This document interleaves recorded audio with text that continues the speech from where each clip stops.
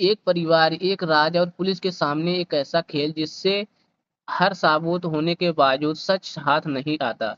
लेकिन अब सवाल है, अगर कहानी का तीसरा अध्याय आया है तो क्या विजय सलंगवन इस बार भी पुलिस के एक कदम आगे बढ़ पाएंगे? आज हम बात करेंगे दृश्यम 3 की को लेकर बड़ी चर्चा की गई है। दृश्यम की सबसे बड़ी खासियत सिर्फ क्राइम और इन्वेस्टिगेशन नहीं, बल्कि इसके सस्पेंशन और विजय सलगोंकर का दिमाग था। और अब अगर कहानी तीसरे पार्ट में आगे बढ़ती है तो सबसे बड़ा सवाल यही होगा कि इस बार विजय के सामने कौन सी नई मुसीबत आने वाली है, क्योंकि पिछली बार कहानी को जिस जगह छोड़ा गया था उसके बाद एक छोटी सी गलती भी पूरे परिवार का राज खोल सकती थी। दृश्यम की दुनिया में पुलिस लगातार सच्चाई तक पहुंचने की कोशिश करती रही, लेकिन विजय और परिस्थितियों को अपने पक्ष में मोड़ देते थे। तीसरे पार्ट में मेकर्स के सामने सबसे बड़ी चुनौती यही होगी, सस्पेंशन को दोबारा उसी लेवल पर कैसे रखा जाए।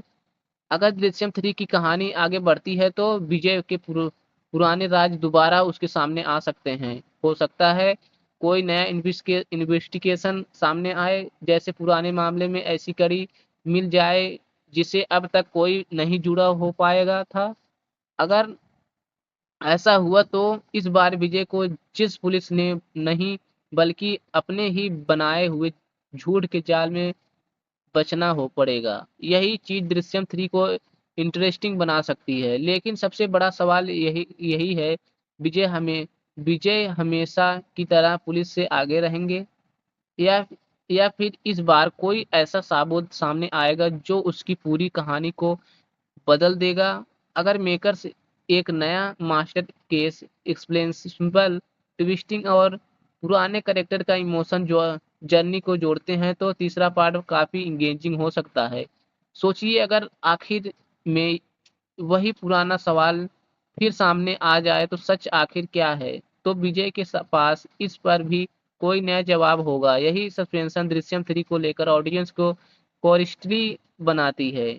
फिलहाल दृश्यम 3 को लेकर किसी भी कहानी या प्लॉट को बात ऑफिशियली कंफर्मेशन के बीच सच मानी सही नहीं होगा।